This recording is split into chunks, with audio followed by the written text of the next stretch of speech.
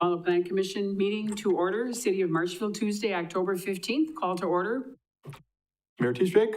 Here. Councilmember O'Reilly? Present. Commissioner Frederick? Here. Commissioner Bernardi? Here. Commissioner Piles? Commissioner Caprillion? Here. We are all present. Thank you. Item 3, approval of agenda. Make that motion. Second. And John seconds. Any discussion? Seeing none, all those in favor? Aye. Opposed? Motion carries. Item 4, approval of minutes, September 17th, 2024. Move. Franklin and John. Any discussion? Seeing none, all those in favor? Aye. Opposed? Motion carries. Item 5, identify potential conflicts of interest. Please be advised per city policy 3.340 that any member of the body shall declare a conflict if they have an interest, financial or otherwise direct or indirect, or engage in a business or transaction or professional activity, or incur an obligation of any nature that is in conflict with the proper discharge of the body's official duties. Any conflicts of interest? Seeing none, move on to citizen comment. Item 6, any citizen comments? Any citizen comments? Any citizen comments? Seeing no citizen comments, move on to item number 7, conditional use permit request by Krista Popowich for an exception to the fence height requirements for a proposed fence located at 306 West Jefferson Street, parcel 33-03838, zone SR6, single-family residential, presenter Bryce Hemberg, planner. Mayor? Yes, sir. Had to double check that I was not on mute. Yeah, so the subject property is located in a residential neighborhood at 306 West Jefferson Street. On the screen, you can see that the proposed fence is proposed to go on the east side of the property, and it will run for about 24 feet, extending from the northeast corner of the garage up towards the street. So they currently have a chain link fence that kind of runs along the property, and as you can see, about halfway through it goes up to 6 feet. And this would meet the front yard requirements for the height. And what they're looking to do is install basically a white vinyl fence at 8 feet, and generally the code would allow for 6 feet. However, there's some privacy concerns with the neighbor, and so as a way to hopefully mitigate that, they are looking to just go 8 feet for that 24-foot stretch. Bob Larson created the staff report and provided a good amount of information, so I'm not really going to go too much into detail unless there's questions. But overall, he has spoken with the applicant and didn't really have any concerns with what was being proposed, and that the rest of the fence that they would be looking at other than this 24-foot stretch would be meeting the code requirements. So with that, the recommendation would be to approve the conditional use permit request with the following conditions/exceptions. Number 1, the applicant is permitted to have an 8-foot privacy fence located in the rear yard as presented on the site plan. Number 2, the extension installation of the 8-foot fencing beyond what is shown in the site plan or with materials other than what was submitted by the applicant will require additional plan commission and council review. And number 3, minor adjustments to the site plan may be administratively approved provided no other exceptions are required. Thank you. We'll open up. And that is all that I have. Yep. Okay, thank you. We'll open up for public hearing. Any comments from if you go up to the podium, please.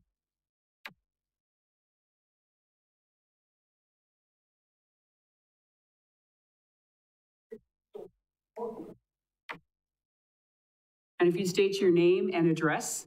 It is, go ahead. Thank you, Steve. Yep, your name and address.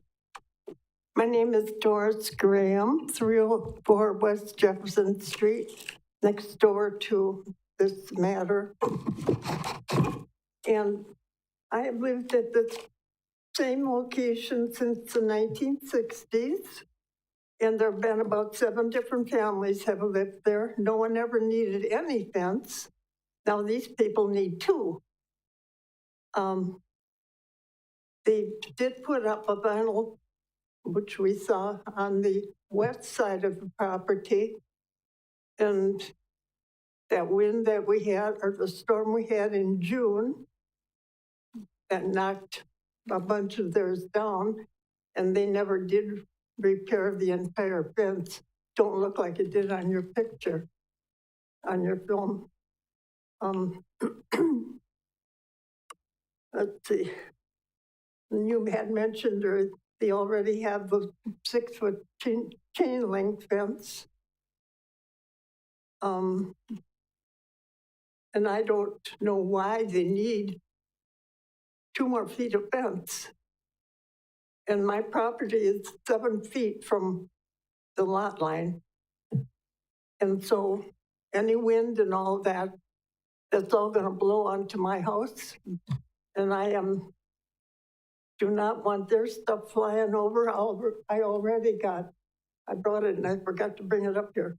A piece from the storm in June. They had put up a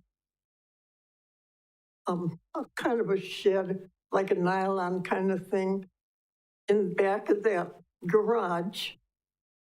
And the wind took that so-called shed and blew it over the top of my garage. And it went in the next block and on a lady's front lawn. I'll show you the picture.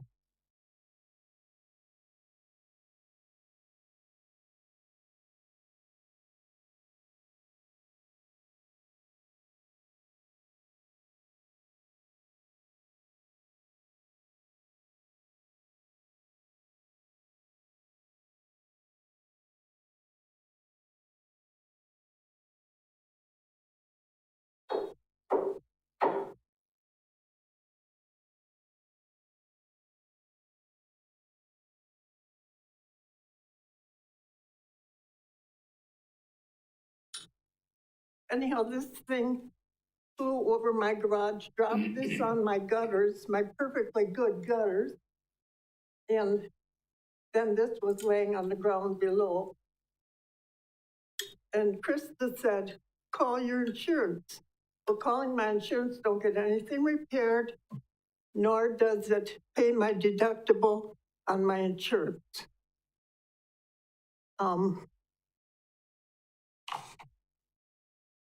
Let's see.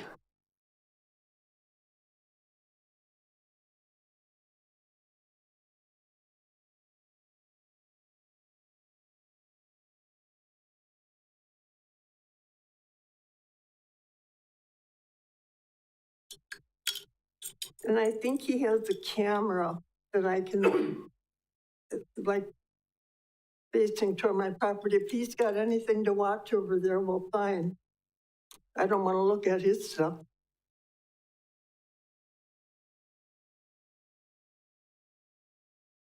And we never had any problems with anything. Now, before he ever married Krista,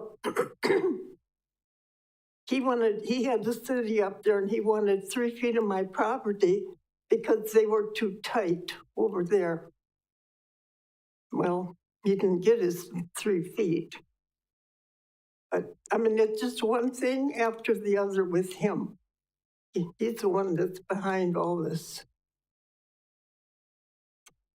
So that's pretty much it. Like I said, I don't want this stuff flying over on my property, on my house. I got 2 different windows. It could be broken in winter or whenever. And everything else is in good shape, and I don't want fences flying over there. I guess that's about it. Okay, thank you very much. Anyone else want to make comments in the public hearing? Any other comments in public hearing? See no other public hearing comments? Public hearing is now closed. Any questions from the Plan Commission? Bryce, do you have any questions?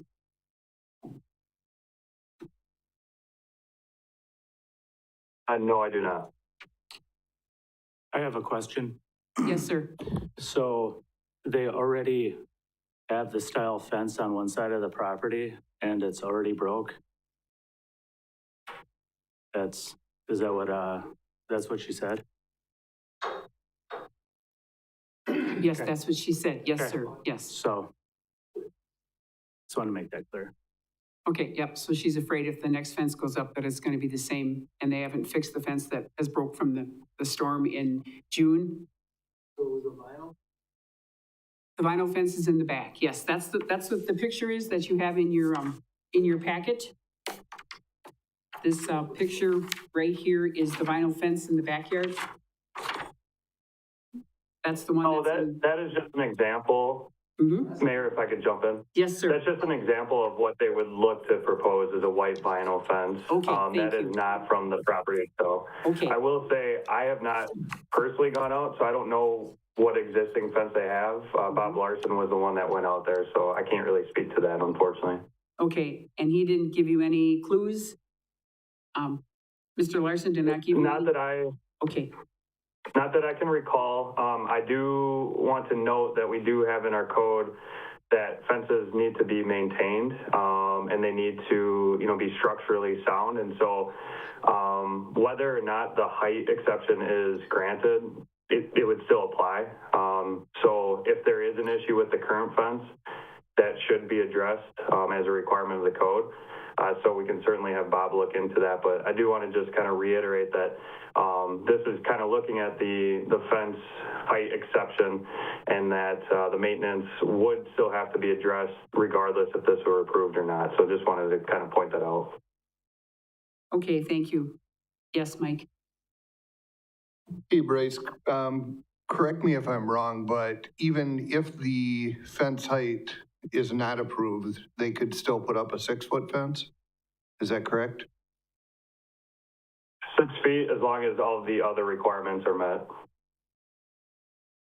And according to Bob, the only requirement that wasn't met was the 8 foot as proposed.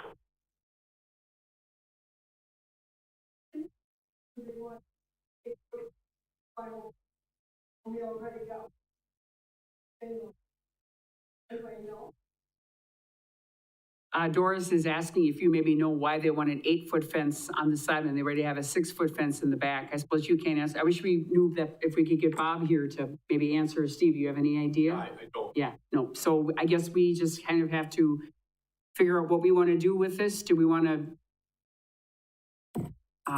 Yeah, go ahead, Franklin. well, if you have a code, then you have a code. If every time somebody says, if someone says I need an exception to the code, it seems to me there should be a compelling reason. Otherwise, why have a code? Mhm. Maybe you could argue, why have a code? But you do have a code. It's kind of like a law, like driving 25 miles an hour, When I arrived in Marshfield, I started driving at 30, and my grandchildren told me I was going to be called a speed demon. So, but if you have a speed limit, you have a speed limit. You have a code, you have a code. But I think what the Plan Commission is asking is there a kind of underlying questions is, and what the presenter said is, what is the compelling reason to, for an exception to the code? I mean, an 8-foot fence is really high. I mean, I'm 6 foot high. I'm 6 foot, and in the city I came from, it was common, strangely, that everyone had 6-foot fences all around their property, which was really weird. I hated them, but it was there. They were wood, and you couldn't see out and on a run, because I'm 6 foot and I can't see over a 6-foot fence. So, 6 foot is pretty high fence. So if you want to break the code, like, why do you want an 8-foot fence? I think that's a question that hasn't been answered by the person applying for this variation. I mean, maybe there's a compelling reason, but we haven't heard it. Correct. That's Steve? just my comment. Bryce, this is Steve. With the conditional use permit, we normally have a different set of circumstances than a fence. Some of the ones we deal with on commercial, industrial projects and so forth. Given how we're supposed to evaluate conditional use permit requests from the standpoint of the Plan Commission, how does the kind of stuff that we normally deal with pertain to this? Because we're not talking about, noise and parking and traffic, but what standard should we be looking to in terms of whether or not it's appropriate to grant such a request, It is a good question because it's not quite as straightforward. And so just to kind of back up to answer the question, the only real purpose I received from what my conversations with Bob was enhanced privacy in between, the two homes, which was similar to the request that we had in Green Acres a couple months ago. And so that's really, as far as I know, it's just for enhanced privacy in between the two. I didn't hear any other further justification or didn't see anything on the application. So wanted to kind of touch on that. In terms of what we look at, there's not much to go off of other than the code saying that exceptions to any fence requirement can be approved by the Plan Commission. And so one common thing that we have looked at in the past is, for example, if you have a double frontage lot and your property is along, let's say, Peach, and so you have kind of a commercial thoroughfare that's right behind your house, you can get an exception to go 8 feet to allow for that because there's more traffic, there's more noise. And so that's one that is kind of discussed in the code. However, it's not something that we've seen too often from applicants. I think what we've seen is generally in areas, for example, the Plan Commission approved one, I think last year or this year even, when it was near a pool. And that was because of grading, basically changes in topography of, the pool was kind of at the bottom of a hill, so it was a little bit, they wanted to cover more of their property. So the Plan Commission has generally taken a look at specific situations and made that decision. Now, the tricky part is with the way that conditional use permits are set up in state statutes is that if the Plan Commission and the Common Council want to deny a CUP, they have to provide substantial evidence as to why that should be denied. And it can't just be merely off of personal opinions or, it needs to be facts. And in this case, there's really not much to go off of because it's a pretty minor request in comparison to most of the conditional use permits that the Plan Commission would see, where there would be kind of more to look at. Here, it's just, is an exception necessary in this situation? They're allowed to have a fence in between. So really, it's up to the Plan Commission to determine, whether or not they think allowing an exception in this case is justified. And if they don't, I would just recommend that you're clear as to why you're making that, denial or even the approval. So, Steve, I hope I answered your question. I feel like I might have went a roundabout way on that. No, I think under the circumstances, Bryce, you did the best you could because this is a different kind of CUP, like you said, than most of the ones we encounter. And it's not a variance. It doesn't require a hardship to be shown by the applicant. So it is kind of a trickier one. Thank you. Yes. I think I'd just like to stress that there is some concern about that fence blowing down if it's there, but there's really nothing we can do if they put a 6-foot fence up, which may still end up with the same issue that you had. I think with inspections department, along with the permit that would go with it, there's going to have to be an inspection to make sure that it is built to standards. And for me, what the question ultimately comes down to is, excuse me, if we have to have a reasonable explanation to deny it, does that additional 2 feet of fence create a hardship or a problem with it? And I think there are some advantages, like you had even mentioned, that you didn't want to see them. So my guess, just looking at the pictures I've looked at, I'm guessing that the determination of the 8-foot height was probably based on your window heights, and they're trying to either not see you or not have you see them, whatever. I'm just guessing on that because we're not hearing it. But from my perspective, I can't come up with, I don't see us saving or rectifying what the concerns were And that's where I kind of struggle with it, so. John, do you have a comment? Yeah, real similar to what Mike had said there, but a couple things that I want to call attention to that Bryce brought up. One, the state statute. We have to have a real clear reason why we would deny something. And I mean, I think 8-foot fence is super tall also, and unnecessary in almost every case. However, I don't really have a great reason why I wouldn't be able to approve it to meet the standards that the state statute would require. And then also, we do have quite the precedence of granting these sorts of exceptions under the CUP with specific fence. I can think of several that I've been on the Plan Commission for in the past. So we have that concern as well. Anyone else? Yes. Franklin? Well, it seems to me that when you have a catch-22 in your legislation, that you have to ask, why do you have the legislation? And so I think you have to kind of dig into why that legislation is there.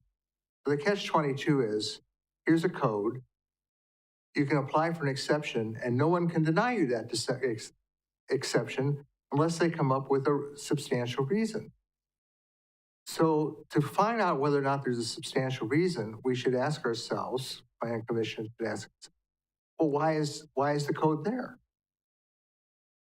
And if there's no reason why the code is there, in other words, kind of like we can't come up with a reason why we shouldn't grant the exception, which may mean there's no reason for the code, then I think the Plan Commission should recommend to City Council that that code be removed.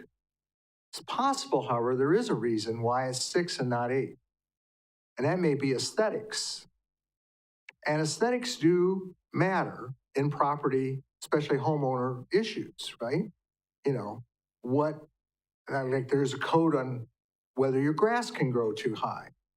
How about if I want to ask for an exception that I want my grass to be able to grow 3 feet, 2 feet high? And we eliminated that code for grow may, or what is it? No mow may, yeah, Yes, no more. We eliminated that part of it. So this is not just off the wall. So what if we eliminated that completely? But what if I wanted an exception for my property? See what I mean? Well, you say, well, why do we have a code that says you have to mow your lawn in Marshfield? Well, is it not for the aesthetics of the city and a property, being next to each other and so on and so forth, so that the neighborhood looks good, which helps maintain property values? I think that's probably what I see in the code. If I'm wrong, then I think we should send a letter to City Council saying eliminate this height restriction on fences. Since I think that there is an aesthetic issue, I would say a 8-foot fence is rather non-aesthetic in a residential neighborhood, especially with small kind of bungalow houses like I see in the picture. So I can see why neighbors would not like it. So I think that addresses, if that's true, would address the underlying reason for the code, in which case it is a substantial reason to deny the request. Do you follow my logic, or am I totally befuddling everyone? Mm-hmm. Steve, go ahead. Thank you. I normally don't weigh in too much on these kind of things, but I feel led to give my 2 cents here. I agree, and I'm not just being political, I agree with almost everything that's been said by everybody. But and for various different reasons, but I want to focus on your comments, Mr. Piles, because I do agree. I mean, there's a point where it seems like the city ought to look at either increasing, not getting rid of the rule, but increasing it to 8 feet if we're going to be giving conditional use permits to everybody who wants to go from 6 to 8 anyway. On the flip side, I mean, I suppose you could look at a condition that says 6 is a standard, and the only way you would look at a conditional use permit to go beyond that is if someone demonstrated because of topography or something else that they can't achieve reasonable screening from their neighbor without being able to go more than 6. And I'm picturing those types of subdivisions where there's a slope and a hill. But apart from that, I don't really want to see the commission faced with multiple requests to go higher than 6 feet every time and be forced with having to come up with reason to say no if there's not going to be really a reason. Like I said, you think of most conditional use permits, you say, well, we don't want this in that neighborhood because it's going to produce parking problems and noise and all these ill effects to the neighborhood. Putting up a fence really doesn't do that generally. So aside from the aesthetics. So I think it really does come down to what you're saying. If we're going to just grant these routinely, maybe we look at the code and revisit whether 6 is the right height or something else is more desirable. That's my 2 cents. If I could chime in. Yes, please.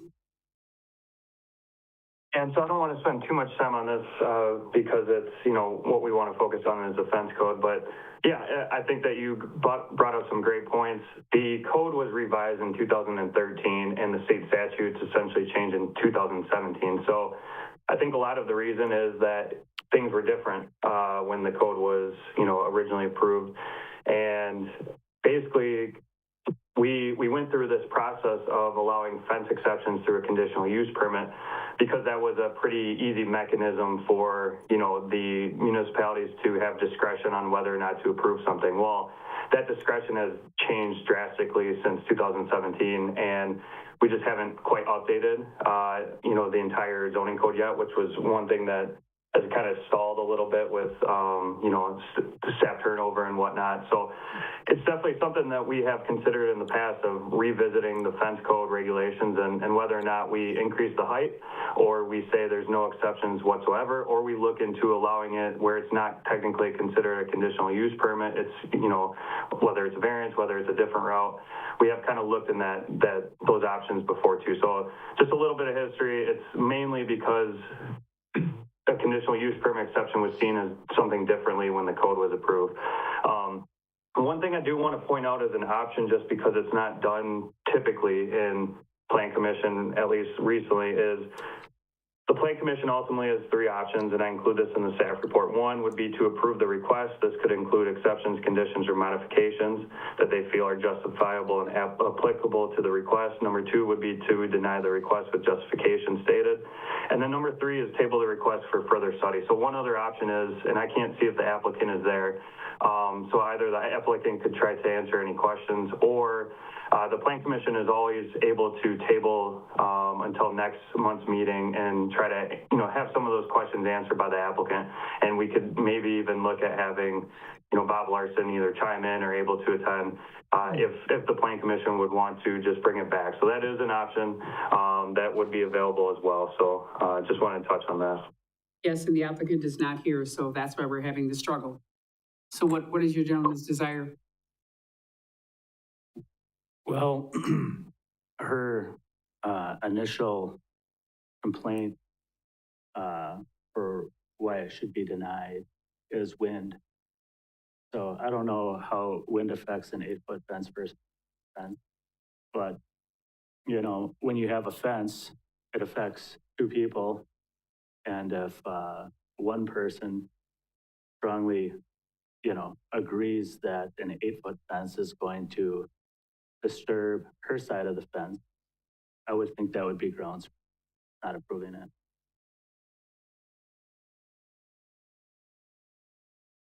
You want to make that in the form of a motion? Anybody like to second that motion? What is the motion? The motion would be to deny the fence based on wind affecting her side, because that's what her argument is. I'll second. Who seconded it?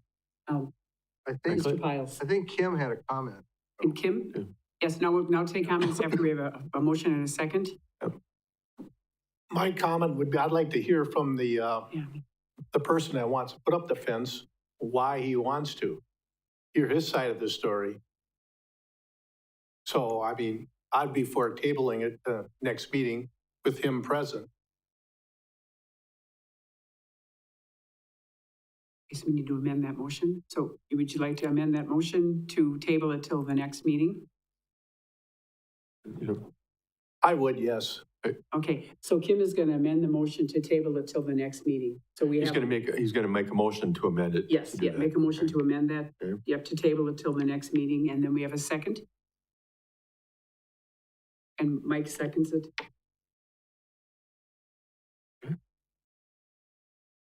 Any other discussion? Otherwise, I'll take it.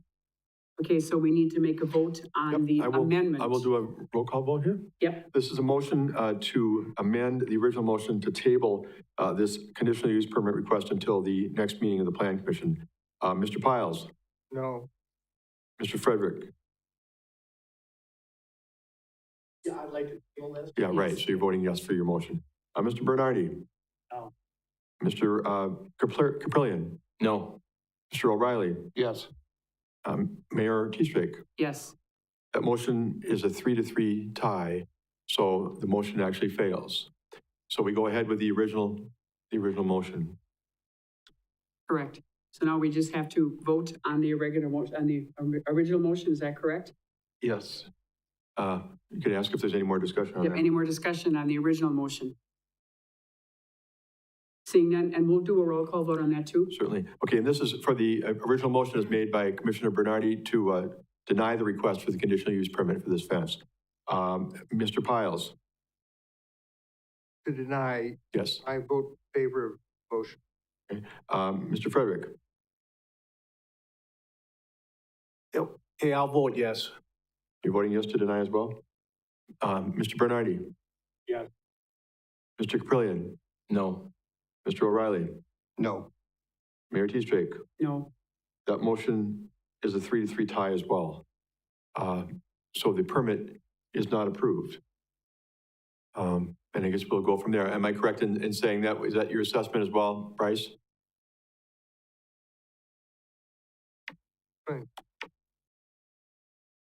Correct. So that motion is not approved. That's all we have. Okay, thank you. That's all. We go on to the next item. There's nothing else more. item Wait. number 8, alternative sign permit request by Stratford Sign representing Partners Bank to allow for an exception to the sign height requirement for a monument sign located at 907 North Central Avenue, parcel 33-03263, zone CMU, commercial mixed use. Presenter Bryce Hembrook, planner. Thank you, Mayor. So I'll actually start off by kind of first saying that in this case, the alternative sign permit process can allow for exceptions to height, whereas the fence that was a conditional use, which kind of has different regulations. So I do want to just make that clear right away that it doesn't quite have the same effect of, you know, the substantial evidence that I had mentioned before. But with that being said, maybe I can look into looking at the fence code to kind of have it mirror, you know, an exception like this. So I want to start off by kind of saying that just so you guys are aware that it's not quite the same as that last item. So the subject property is located on North Central Avenue at 907, and it is Suite 1. It is the Partners Bank, and they currently have an EMC sign that is, a monument sign with an EMC, which is a electronic messaging center. And they are looking to add a new one with a larger digital display at their site. And so in that district, they are allowed a 14-foot high monument sign, a 12-foot high monument sign. They are proposing 14 feet, so this would be an exception of 2 feet in order to kind of make room for the digital display board at 44 inches high. So the applicant has worked with Bob Larson on, you know, going through the process of getting the sign permit approved. Bob had informed them that they have to, or if they would like to go forward with this height exception, they would have to go before the Plan Commission and request for this exception of the 2 feet. So with that, after talking with Bob Larson, he didn't believe that the proposed signage would adversely impact businesses in surrounding areas due to the increased height, and that all of the other regulations would be met with this proposed sign. So with that, the request would be to approve the alternative sign permit as requested. Thank you, Bryce. Do we have a motion on the table to accept or not accept? Alderman Weigel?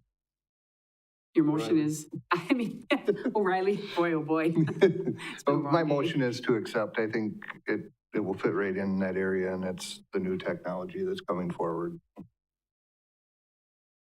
Kim seconds it. Okay. Any other discussion? Seeing none, all those in favor? Aye. Opposed? Unanimous. Motion carries. Thank you. Yes, it looks Thanks a lot. great too, by the way. Yep, looks wonderful. Item 9, discussion on large lot subdivisions.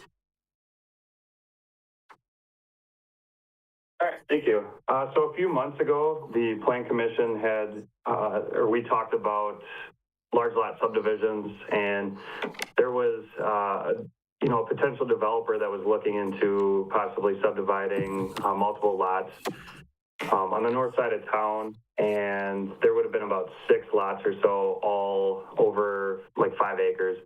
And so as staff was reviewing and seeing if this would be able to move forward to Plan Commission, it didn't seem 100% clear, and so we wanted to, discuss this with the Plan Commission, and we did for a little bit, but it was kind of a very high level, and John Caprillion had asked to kind of come back with some more information on that. So I just wanted to kind of start by going through the definitions and kind of explain, why it was kind of tricky to decide exactly how it should be looked at. And then from there, I think that we should have some discussion on, how we should look at this in the future if we go to make any subdivision code changes.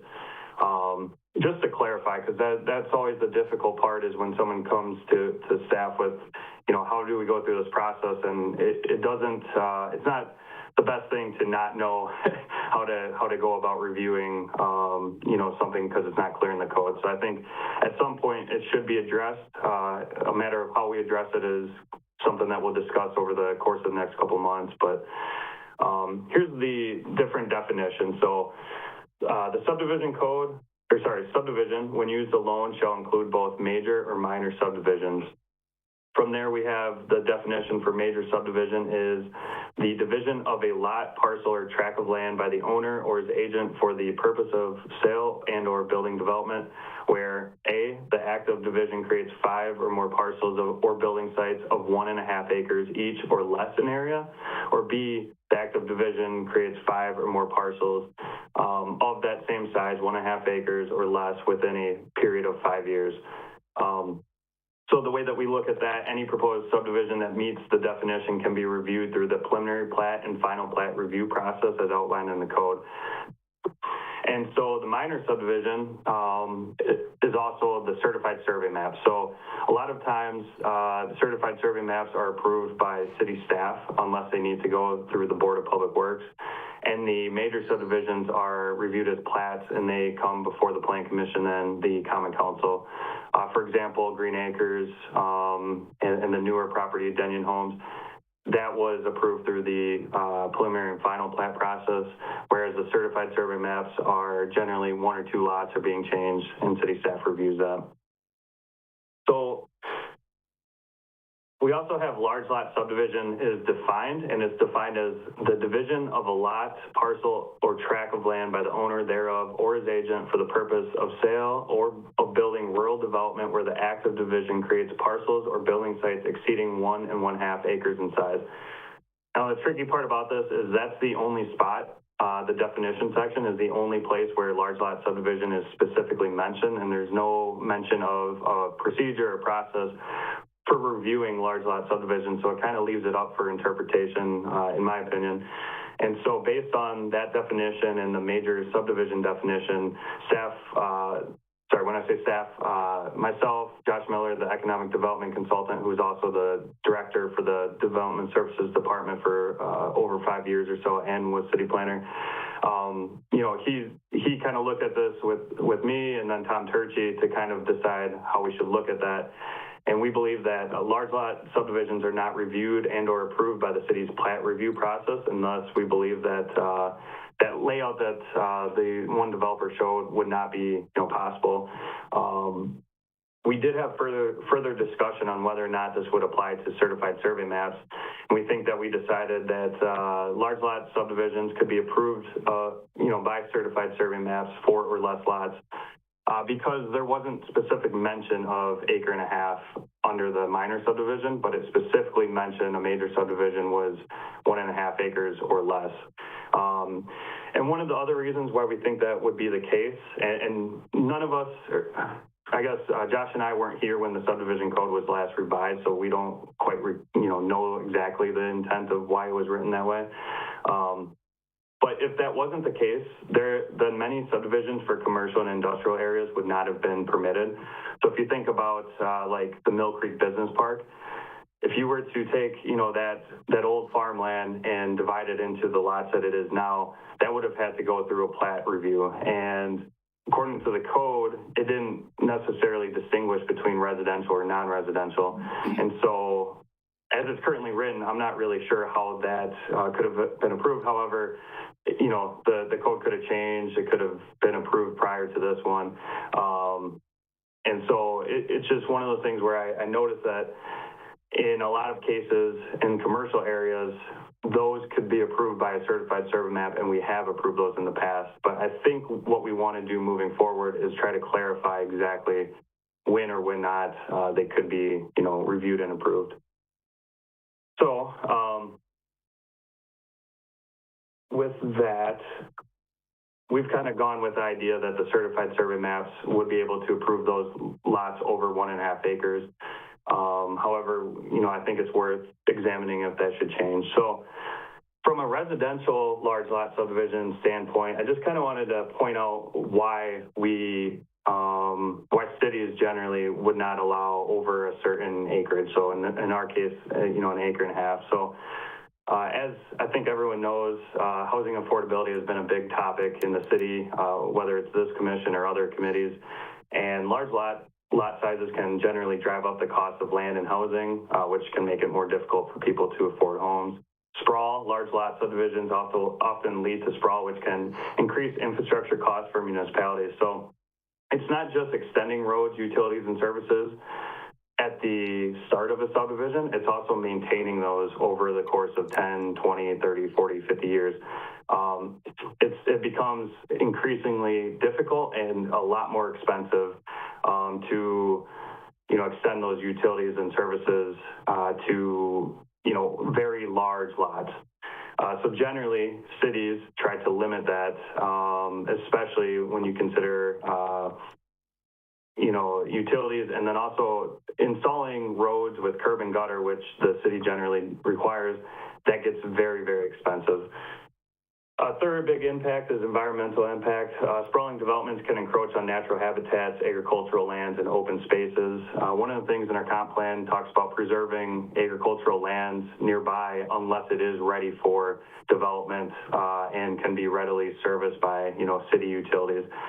Generally, we don't want to just use up farmland just to use up farmland. Rather, if it makes sense to, when we think about smart growth concepts, where are we ready to grow now, and try to limit the amount of impact that we make on the surrounding agricultural lands. Inefficient land use. So large lots can also result in an inefficient land use where fewer people live on more land. This may be appropriate for some towns, but generally it's not recommended for most cities. And then also just taking a look at the comprehensive plan, I think that there's a few policies, goals, recommendations that would conflict with the idea of allowing, larger residential lot subdivisions in the city limits. We did also have a mention of large parcels, not large lot subdivision, but large parcels. It does talk about how they could be approved, in the case that a tract is divided into large parcels, such parcels shall be arranged so as to allow the re-subdivision of any such parcels into normal lots in accordance with the provisions of this chapter. So we do talk about it may be appropriate to allow large lots if there's a plan for how to subdivide it in the future.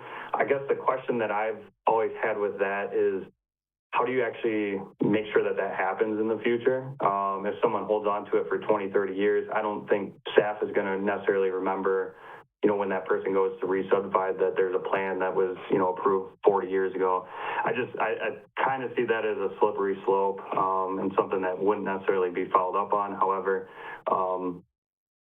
that is what the code currently says. So I know I'm throwing a lot out at you, but I think ultimately I think that the city should consider some changes to the subdivision code. It hasn't really been updated in a while, and there's definitely some things that could be improved upon. And I think one of those things would be to clarify whether or not these large lot subdivisions are allowed and whether or not additional regulations should apply.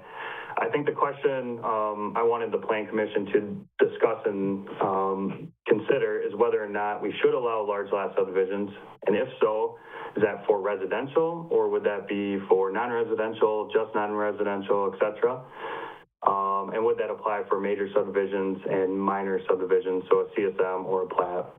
And then based on that discussion, staff could look at drafting language to clarify this and add any necessary regulations. So in recap, as of right now, it seems pretty unclear as to exactly how we would look at it. Right now, I don't think that we could approve a large lot subdivision as a plat, but as a certified survey map. And I guess I would like to just see, if the Plan Commission has any thoughts on how we should look at it moving forward. Okay, thank you, Bryce. Any comments, questions?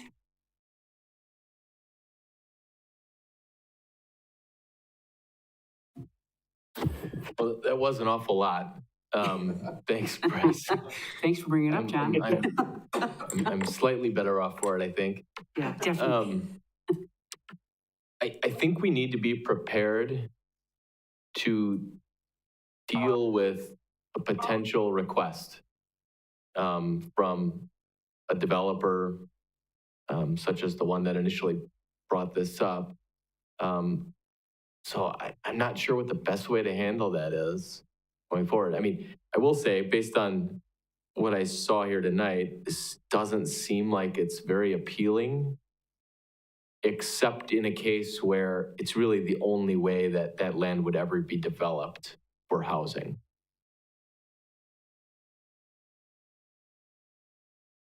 So I don't know if I misinterpreted that or if anyone else has another thought there. No, I think you're right on the money. Yeah, absolutely. Actually, before the meeting, Mike and I were talking about that exact issue. If you have a lot that you can build 12 homes, but somebody comes up and wants to only put 6 on there, you're only going to get taxed for 6 homes rather than 12 homes. But if you're going to keep people in Marshfield and they want a larger lot, so it's kind of one of those things, which is the right way to play it, right, Tom? You want to come up and, yeah. Or am I completely out in the left field? Well, that brings up a great question, because when you're subdividing, you're supposed to, by code, I believe, you're supposed to provide sewer and water and utility service to that. So if you're going to develop a subdivision that has 20 lots, that cost is quite a bit lower. But if you're going to take that down to 4 or 6 lots, that cost to put the sewer and water in is going to exponentially be more expensive for those lots. So in a subdivision like that, yeah, a larger lot subdivision might be advantageous for someone who wants to be in part of the city, but the cost is going to be triple or quadruple for utilities and services to serve that lot. So you're right on the money, John, with your comment, absolutely. So does anybody else think? Any other comments? That was a lot to absorb exactly. I'm not totally sure what I see the question whether or not we should allow large. That's a big question, right? But would seem to me if someone wants a 1.5 acre lot in a city, and so you give up putting multiple houses in there, which would also increase tax revenue,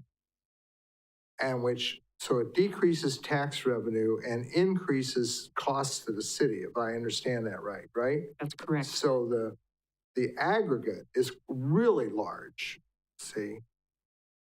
So, and besides that, you've reduced the number of people that live in the city, which impacts, if you're talking about 6 families, that's not a lot. But in the aggregate, again, in large planning, you're reducing the amount of personal taxes, the amount of retail, so on and so on. So actually, the loss to the city becomes even greater. Now, it could be argued that if there are children, you're having to educate them and some other things. I got that. So as of last time, I was speaking for higher density. I just want to be completely transparent that believe that low density is one of Marshfield's problems. You know, I think it's one of their tax problems. I think it, has a number of impacts. And someone told me once, it's partly why I asked the question last time on the history of the not having mid-rises. Someone told me once that years ago, there was an idea that Marshfield should be laid out and function like a suburb. In other words, like as if we were one of those suburbs of Milwaukee or in Dane County outside of Madison and everything else, where people drive from their lovely suburb into their workplace. And Marshfield would kind of function that way. And part of the rationale, as I was speaking to the gentleman before, I think in not explicit, but in the back of people's minds was, well, the clinic pays a huge tax every year. So we can, do this because cha-ching every year comes in this money. Now it's gone. So I think, and I know you all are wrestling with that, but I mean, I think sometimes we have to dig down and go back in our minds to what was the frame of reference that created this situation? And then, okay, how do we work our way out of it? So if someone wants an acre and a half, there are farms for sale. That's what, that's kind of the way I look at it. But in the city, I think we need to increase, and I'm not saying that's a solution. I think it's one of the multi-stranded strands of solutions to Marshfield's problems that have to be approached.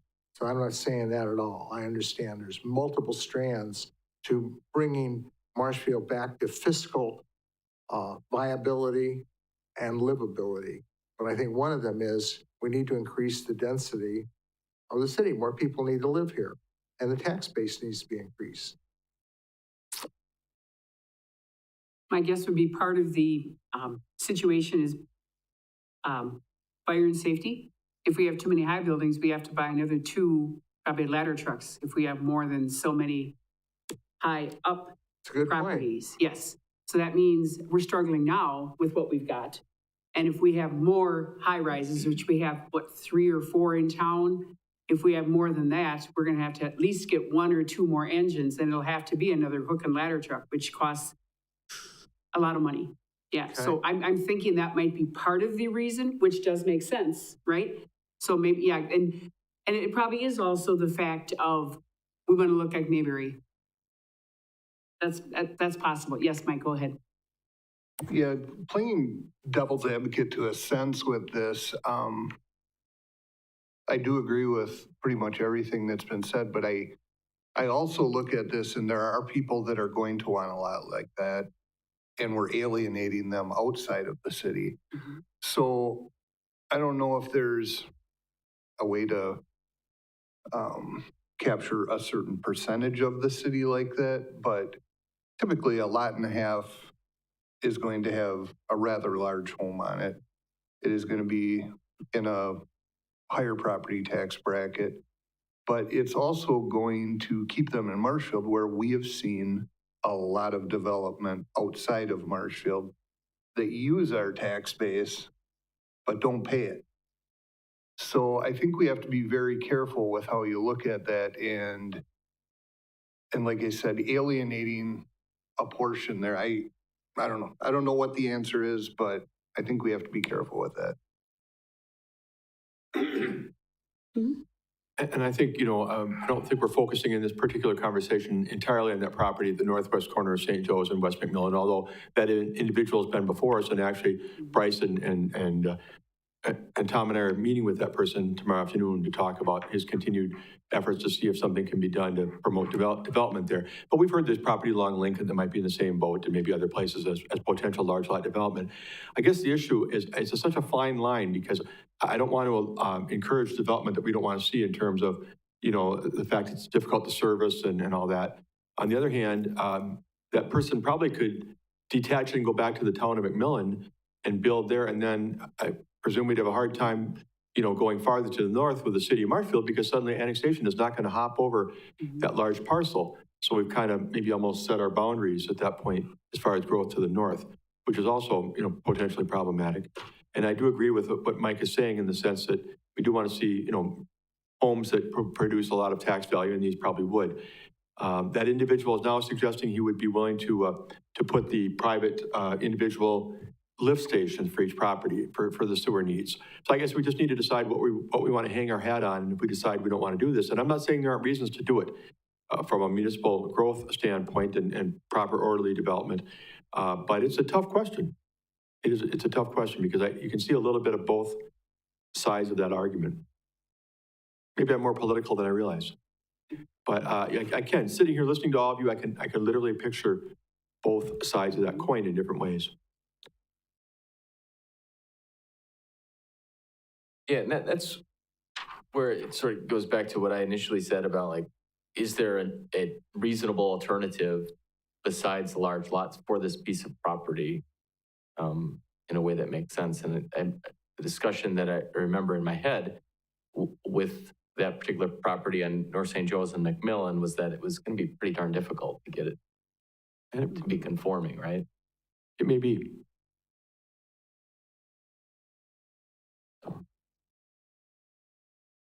So I don't know what the best, the question is, how should we evaluate these requests? Whether it be through a CSM, which it sounds like is how it'd be done today. Or some other way? Bryce, would it be helpful for us to see what other communities do? And sometimes we get all wrapped up in what, you know, they do in Rapids or somewhere else. Not that we have to be them, but to find out how they handle this type of situation and see if we can learn anything for how they strike that balance. Yeah, we can certainly do that. And I've kind of taken a look at other communities, and I haven't seen a whole lot mention about, you know, specifically large lot subdivisions.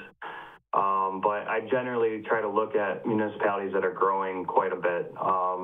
We haven't really had that many subdivision plats. I think in my time working with Marshfield, it's been 2 or 3, and some of those were revisiting plats that were originally approved. So we haven't quite had to use the subdivision code all that much since, you know, in my time. And so I try to kind of pick some municipalities, whether it's Middleton by Madison, Green Bay area, or, you know, La Crosse area, Holman.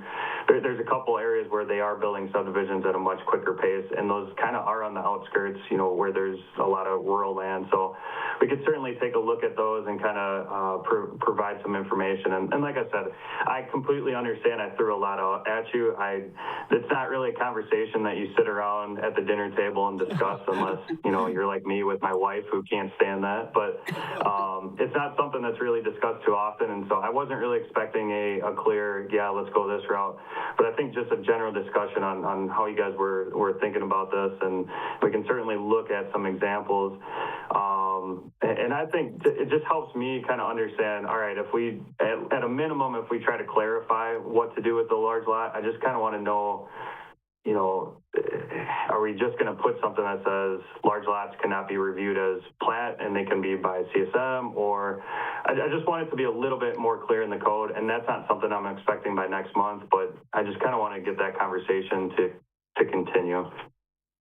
And Tom has something to add, Tom Turchi. Go ahead, Tom. All right, one of the reasons that a lot of the townships have a minimum lot size of 2 acres or more is so that we don't annex, or it doesn't make it easy to annex them into the city of Marshfield and collect their taxes.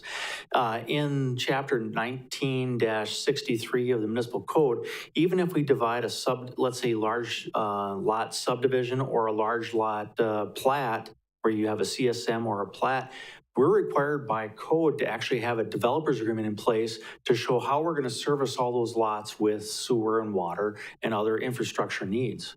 And that has to be paid for 100% by the subdivider. So it's going to increase the cost for him to develop those lots.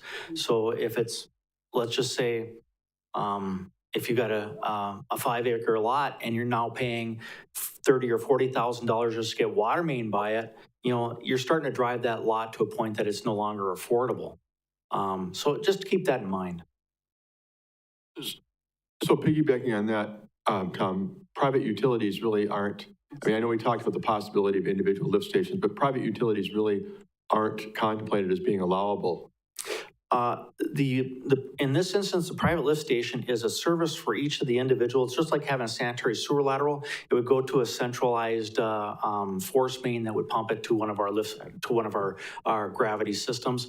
It's a system that's been used in other communities, and it would work in this area versus having holding tanks or mound systems to provide sanitary sewer service. So that's a little bit different than, but there is, you still have to just provide water service. So you have to have water mains and hydrants and all the other items that go with that. That's different than private septic system. Yeah. Thank you. So if you want to check on some other cities, Bryce, that'd be great. And then maybe bring it back in a month or two. We can revisit that. Does that sound good to everybody? Okay, perfect. Thank you.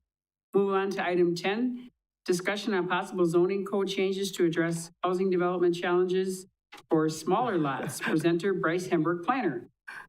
Big and small. Another thrilling discussion.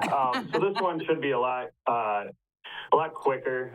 So we had talked about this last month about, looking at ways to change some of the SR6 requirements for addressing the setbacks to reduce them, reduce minimum lot width. One of the reasons, increased density, but also because there's already a lot of non-conforming lots and structures in that SR6 district. So overall, it sounded like the Plan Commission was supportive of that.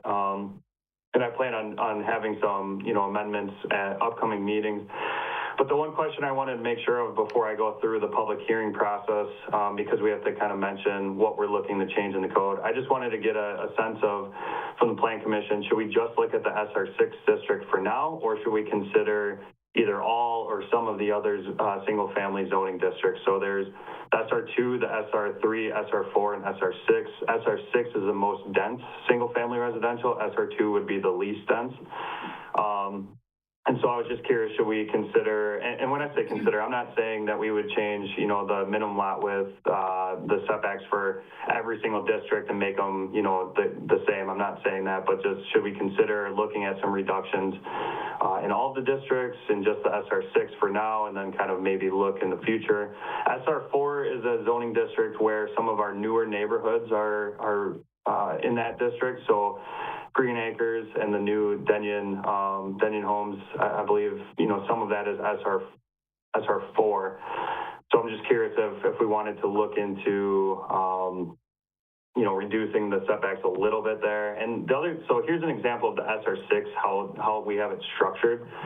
So, for example, minimum side setback would be 7.5 feet. This is what we currently have. We are looking at probably doing 5 feet for the side setback, 10 feet for street side, maybe 10 feet for front. And one thing to keep in mind, these are the minimum requirements. So there's nothing that requires a builder to build at that 5 feet. They can go at 7 feet, 10 feet, 12 feet, whatever. But it would allow for them to go closer if they so choose. And I think, like the Green Acres, I don't think that they meet those 7.5. I think they're more like 10 feet. But just by us looking at reducing this, I wanted to see if you wanted just to focus on SR6 or kind of take a look at some of the other districts. I will say the SR6 district is generally more of the developed. There's not a whole lot of vacant land that's, ready for a new subdivision for SR6. So a lot of the other zoning districts would be where some of the new development would occur. The other thing that I wanted to just kind of ask the question is, in the SR6 district, should we consider more housing types? So currently, permitted by right, we allow single family and 2 flat. So single family is pretty self-explanatory. 2 flat would be 1 unit above the other. So sometimes it's called a duplex, but in our code, it's called a two-flat. Should we consider allowing a twin home, townhouse, or duplexes, and if so, permitted by right or conditional use? So I'm gonna pull up the code real quick, and are you able to see, Steve, are you able to see the code? We can, I'm not sure on the big screen if it's easy to read, although the commissioners that have individual monitors are probably able to read it better on their Okay. tablets. So that's probably okay. So in our code, okay, perfect. So in our code, we show graphics. So this would be a single family home showing that there's one home on one property. Here we have a two flat, which means that, and you can't really tell the difference on here, but this one building has two units, it's one above the other. So those are the two that are permitted by right in the SR6 district, and there are no other no other residential uses allowed in the SR6 district. But the question of should we consider twin houses, duplexes, or townhomes is kind of because some of these are sometimes considered single family attached, depending on who you ask, really. And if you take a look in some of the SR6 districts, you will see some non-conforming uses as well of homes that were built, 1900, maybe even before that, that might fit some of these other land uses. So a twin house is essentially, when you think of a traditional duplex, I lived in one when I was in Marshfield where it's, there's two separate entrances side by side, two different garage. That would be considered duplex. A twin home would essentially be the same thing, except for there's a property line that runs in the middle. So they usually have some sort of agreement because of the wall separation, et cetera. And so the duplex, once again, same type of layout, except for the lot line would be, there'd be the two units on one. And then another option could be the townhouse. And so recently, the Plan Commission, recommended to approve the townhome, the subdivision for the townhome for the Denyon property. And so that was an example of where townhouses were divided to have individual lots. And so the way that the code is currently written, you can either have individual lots or a group development townhouse, which means, 4 units on one lot, or you could have 1 unit per lot. So one of the questions I wanted to ask was, would the Plan Commission want to consider allowing some more of the single family, attached, whether it's the townhouses, the duplexes, the twin houses, if they already allow for two family in the form of the two flat? Is that something that the Plan Commission would want as whether permitted by right, which means that I can administratively approve it, or actually the zoning administrator can administratively approve it? Or would you want it by conditional use, which requires going to Plan Commission and then ultimately consent agenda for Common Council? So those are some things I just wanted you guys to consider. It's not something that I, have proposed in the past, but we have kind of posed that question of, all right, we're already allowing two family on one lot. Do we want to consider more? And if so, do we want that to go to Plan Commission or not?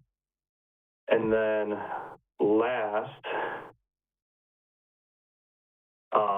alternatively, would there be a benefit to consider maybe doing another zoning district for properties near the downtown area, which would allow for 3 to 4 units if the property owner meets, other zoning requirements? So what I'm thinking with this is, a lot of these SR6 properties near the downtown area, they are non-conforming. There's, sometimes 2, 3, 4 units on there, and they don't quite fit the SR6 district perfectly.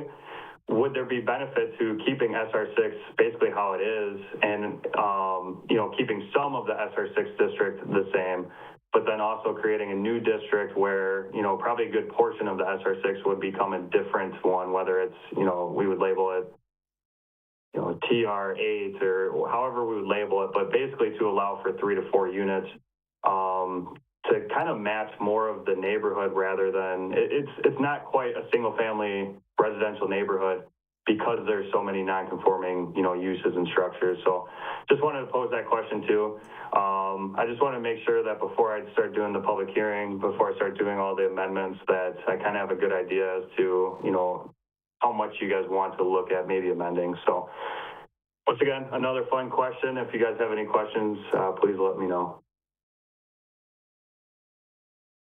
Go ahead, Mike. Thanks, Bryce. I guess my personal suggestion would be stick with SR6 to start with. We don't want to bite off. There's a lot there already. I would like to see SR6 remain the same and add an additional district. I think it would be advantageous and could alleviate some of the non-conforming stuff and make it a better fit for the city. I don't know exactly how that would happen, but I'd be interested in looking at it.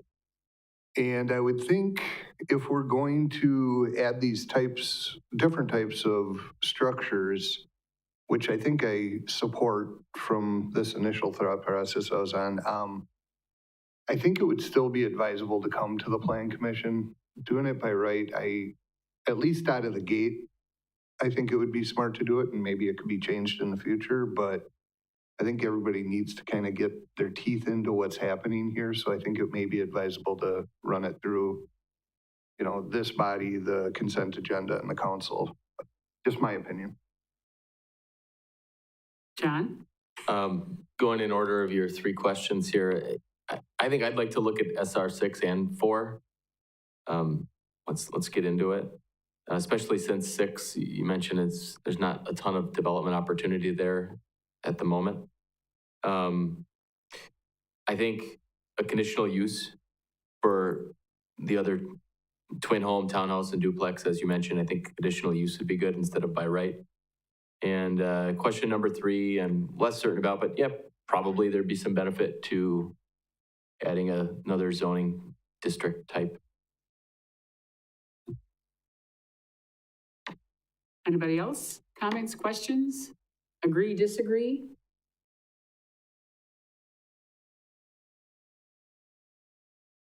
Okay, Bryce, do what you want. Just kidding. No, I'm kidding. I think John is on the right path. Yeah, I think John is on the right path. I like that idea.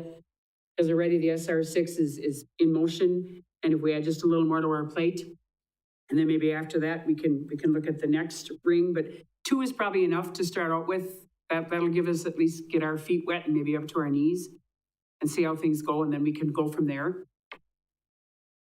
Yes, Steve, go ahead. I think Commissioner Piles has something first, and I was going to say something. I just said I agree with the. Oh, okay. Spoken. She wanted to know whether we agreed or not, so I thought I'd throw that in. I agree with the gentlemen that have already spoken.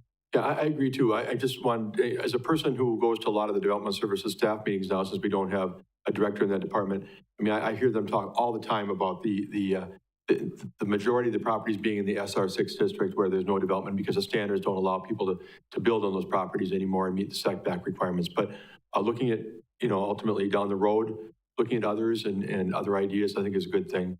I would focus first on SR6 if it were me. So is that a good charge, Bryce?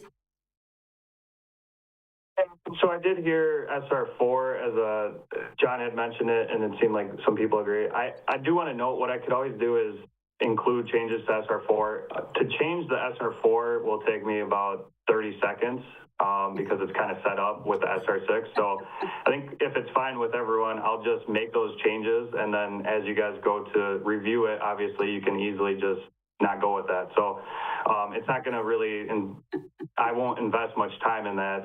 So I think if it's fine with everyone, I would just present the SR4 and SR6. And if you guys just want to focus on SR6, we can certainly go that route. But I might as well prepare that just for your consideration. Sounds great. That sounds great. Everybody sounds good to you? Yeah. Okay, perfect. Thumbs up Thanks, from the Bryce. crowd. Thank you. Thank you very much, Bryce. Item 11, staff updates. Just real quickly, at the end of last month, we had the groundbreaking out at Mill Creek Business Park for the new wine blender facility. And that's pretty exciting. Again, I think I mentioned before, the goal is to be completing that facility by the end of November 2025 and occupying in early 2026, which would be exciting. Along with that, we're continuing to work on the West 2nd Street redevelopment plan. There's a meeting on Tuesday, October 29th, a joint meeting of the council and the CDA to talk about a request for qualifications, RFQ, possibility being sent out to potential developers to redevelop that Weinbrenner property as part of trying to upgrade that part of downtown. And my only other comment is that the mayor's put forth Rita Meyer to join this group, and that was presented at the last council meeting, and now it will be before the council on October 21st for approval. If in fact she is approved, she'll join us for the next meeting in November.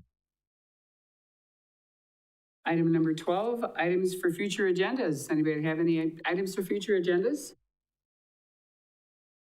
Seeing none, I declare this meeting adjourned. Thank you all. We're Thanks, already everybody. approved.